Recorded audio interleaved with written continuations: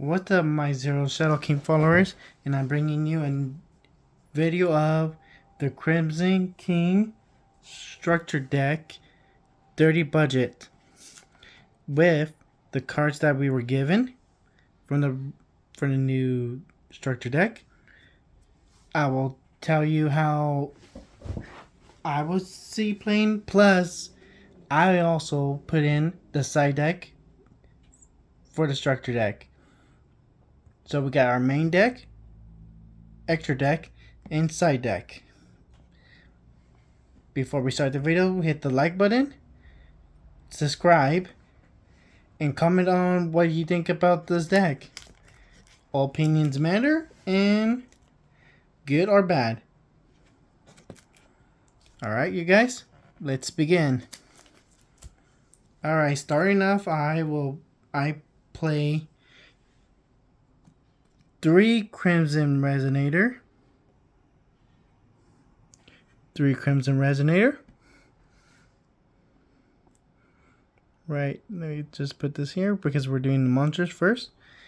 Then, so most people don't play him or do play 2 copies, 2, 3, but I mostly never want to put him that much in the side deck.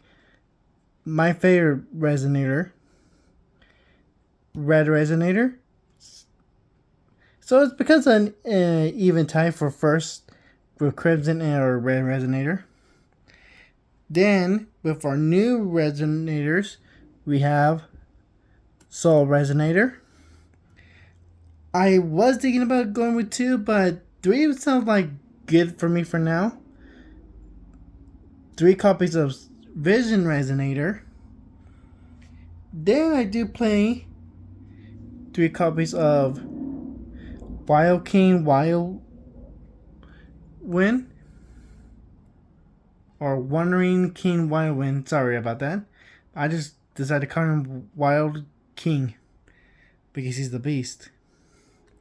Then I do play 3 copies of Bone Archfiend. Plus I decided to put her in here. 2 copies of the Witch of the Black Forest. And 1 copy of Synchron Resonator. Let me just put it right here. Here we go. 1 copy. So I have a good lineup with the Resonators and level 4 monsters. Right here. And most people were about to tell me in a comment saying, why do you play 1 Synchron Resonator? You should be playing 2. Well, I'll tell you, with the side deck I have, you can go into 2 or 1 depending on how you see the play. So for when I have in my side deck, real quick, I do have 1 copy of the Synchron Resonator and 1 copy of Witch of the Black Forest. I'll show you more into the side deck after the extra deck. So for most people who are really smart and understand, Vision Resonator is if you have a level 5 or higher dark monster on the field, you can special summon from your hand. You can only special summon Vision Resonator once per turn this way. If this card is sent to the graveyard, you can add 1 spell / trap that mentions Red Dragon Archfiend from your deck to your hand. You can only use this effect of Vision Resonator once per turn. So I decided to go with 3 on him, just for more of the search power. And then I went with 3 Soul Resonator, with being a level 3. If this card is no more special summon, you can add a level 4 or lower Fiend monster from your deck to your hand, except Soul Resonator. Also, you cannot special summon monsters from the extra deck for the rest of the turn, except Dark Synchro monsters. If a card you control would be destroyed by a card effect, while you control Red Dragon Archfiend or a Synchro monster that mentions it, you can banish this card from your graveyard instead. You can only use the effect of Soul Resonator once per turn. I can see a lot of good effects coming out from him too. And then, this is just my personal choice. I love the Red Resonator where you can increase your life points, and instead of getting into a draw with your opponent. And for Crimson Resonator, we all know what he could do. Plus, with this new lineup, we have a good way to play with Bone Archfiend, Wandering King Wildwind, and the Witch of the Black Forest. This is a good deck of monsters I'm playing here. I have my good balance, and I'll have my good balance while I show you guys the spell cards that I'm running. 3 copies of Resonator Call. This is not a once per turn card, so it helps you get your Resonators really fast into your hand. I wouldn't be surprised if this gets into a balance sooner or later. Then I have 3 copies of Resonator Command. Discard 1 Resonator Monster, 1 Resonator Monster, and 1 level 4 or lower Fiend Monster from your deck to your hand. You can only use effect of Resonator card once per turn. So with this, you can combo off with your Soul Resonator, send him to the graveyard, and then add your Bone Archfiend or Wild King Wildwind.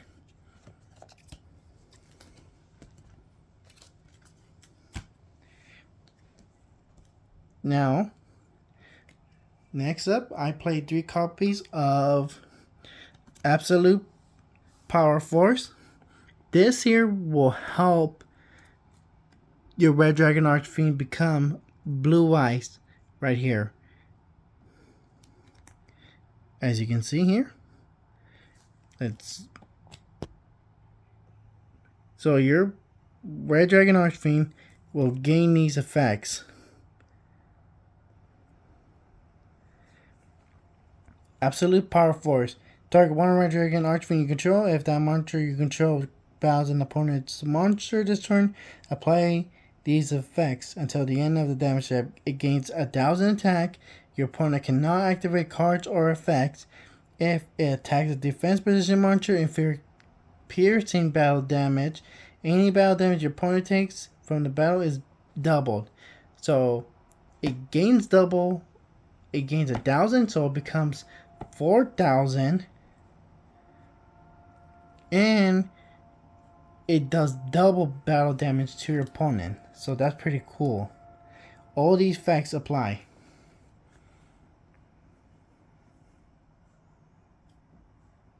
Then I run 3 copies of Crimson Gaia. With Crimson Gaia, we have a good effect here too. With, here we go, Crimson Gaia. During your main phase, you can add 1 Red Dragon Archfiend or 1 card that mentions it from your deck or graveyard to your hand, except Crimson Gaia. When your Red Dragon Archfiend declares an attack, you can change all monsters your opponent control to face down defense position. If a monster is on the field and is destroyed by battle or card effect, special summon 1 Red Dragon Archfiend from your graveyard. You can only use effect once per turn. So it's pretty cool. I was thinking about 2, but for now let's run with 3 and let's see where it goes. Now for the second spell card I'm running, and it's only 2 copies, and it's Resonator Engine. It's pretty good. It's like Monster Reborn for the Resonators. Plus it helps you get into your level 4 Fiend monsters quick too. Target 2 Resonators monsters in your graveyard, add 1 level 4 monster from your deck to your hand, and if you do, return those 2 targets to the deck. So it's pretty good to recycle your resonators and helps you get into more your level 4 monsters that you're running. Alright, that's mostly what I'm running with spells here. Now let's get into the traps.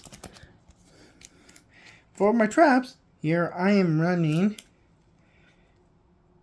3 copies of Time to Stand Up. And then I'm running 2 copies of Red Zone.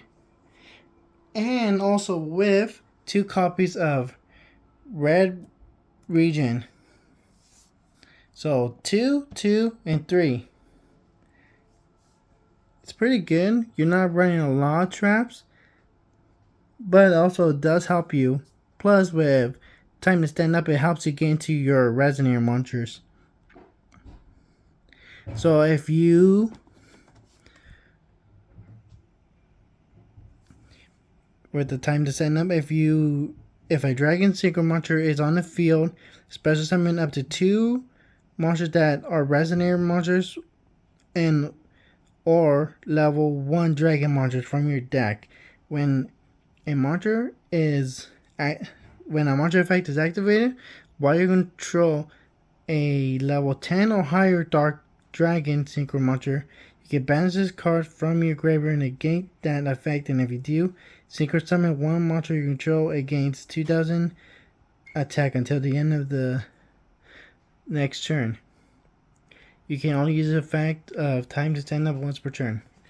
So what's cool with Time to Stand Up, it gains an addition 2000 plus with the 3000 it already has, plus if you use the spell card Absolute Power Force, it will gain another 1000, so I'll already have about 6,000. It's already going to be a powerhouse when you have it on the field.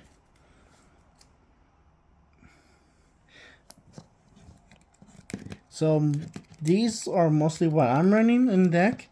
Plus you have the Red Zone. When your opponent activates a card effect while you control Red Dragon Archfiend or a secret monster that mentions it, you can target 1 card on the field, destroy it.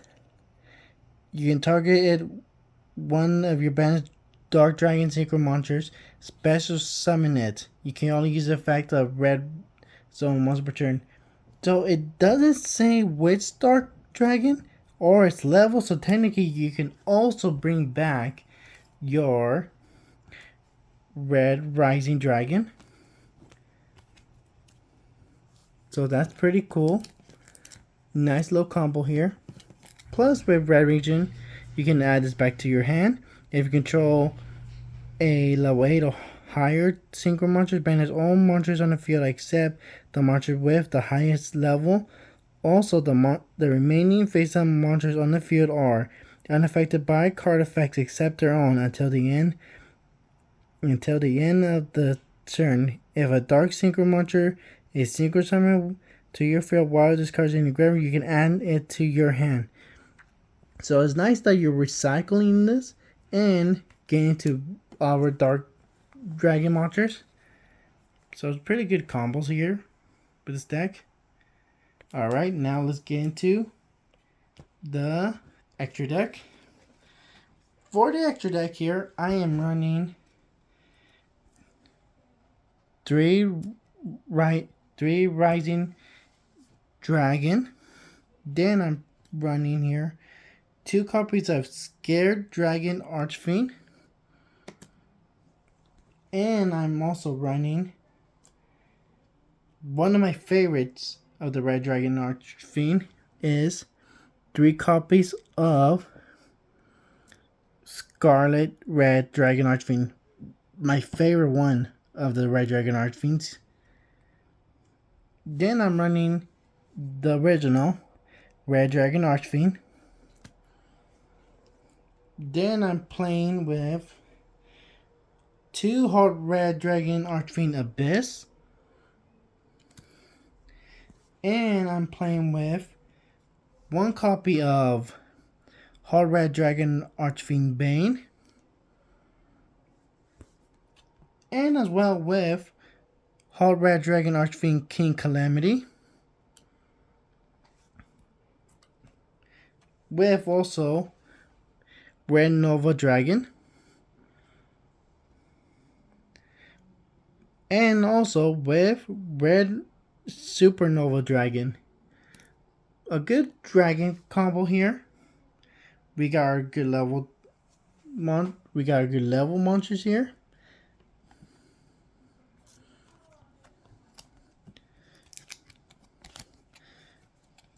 I like this cup. This nice little offering. People are gonna say, why run 3? You should run 2. It's every people opinion also is good. Plus, I do like how Scarlet Red Dragon Archfiend effect, where I know it's not a quick effect, but it's a good effect. You can store as many special summon effect monsters on the field as possible with attack less than or equal to this card over than this card. Then effect 500 damage to your opponent for each monster destroyed. So every monster that was special summoned, your opponent will take about 500 depending how the game is lately. Your opponent will already have 6 to 5 or 4 monsters on the field that were special summoned. That's a lot of good burn damage this card is giving to your opponent before you do your battle phase or anything.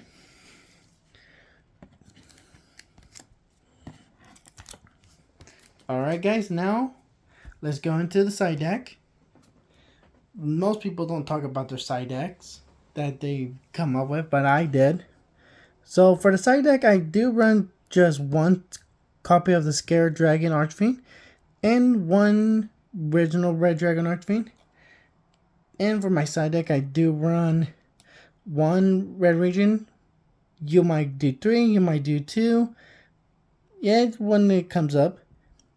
Then I run 2 copies of Scarlet Security. Activate if only you control 1 Red Dragon Archfiend, destroy all spells and traps your opponent controls.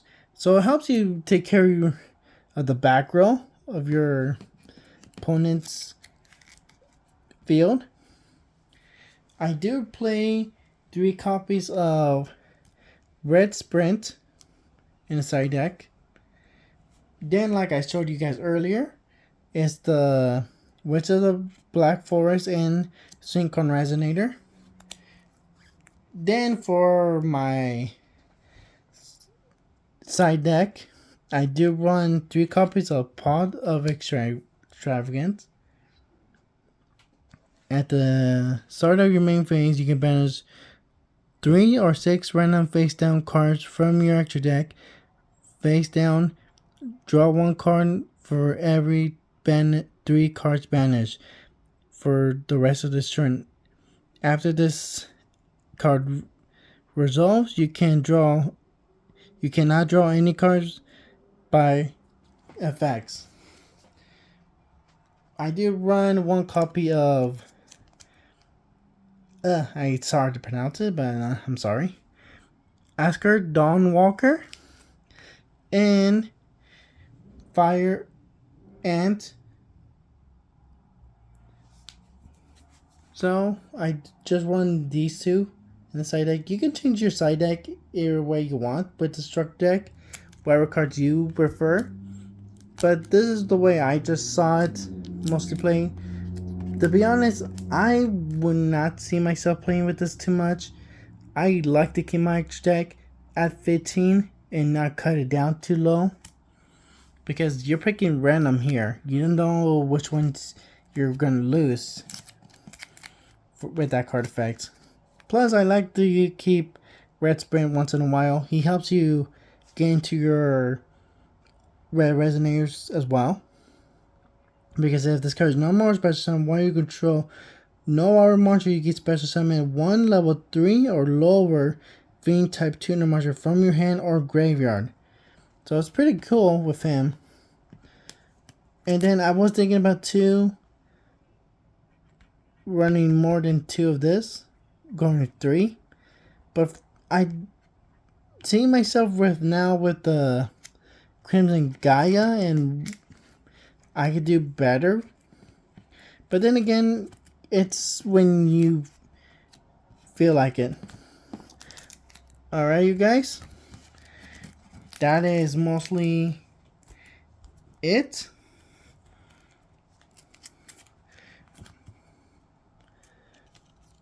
For my pulse deck profile of the Crimson King. I hope you guys enjoyed it. And before I forget, hit the like, subscribe, and hit the notification for more updates of these videos.